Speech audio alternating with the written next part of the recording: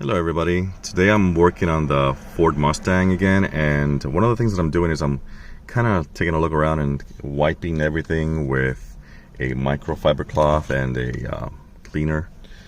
And I noticed there's a lot of dust in here in this area, and I wanted to show you how easy it is to actually remove this part of this car so that you can do a more thorough cleaning.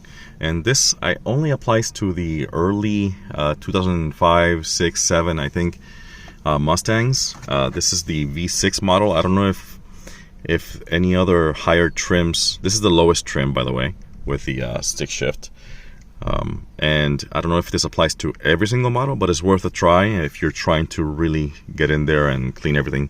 So the first thing I do here is I'm gonna tilt the wheel down like this, and this is actually clipped in. So if I pull this part right here and this part and just wiggle it out, you know, I have the door open, by the way, because that way it gives me more clearance.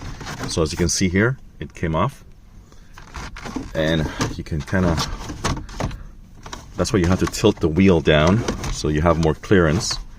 Then you can take it out.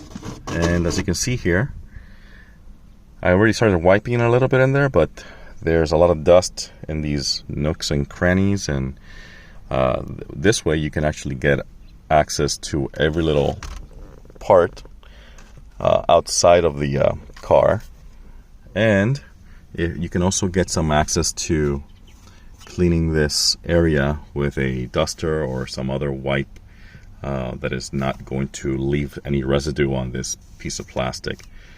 So yeah, hopefully that was helpful. It's just a matter of pulling it out. Make sure that you put the steering wheel down, and that way you can access this area. This also gives you access to the cluster. So if you wanted to remove the cluster, you would just remove those 4 screws, 1, 2, 3, 4, and the cluster could come out this way as well. Super easy. All right, thanks for watching.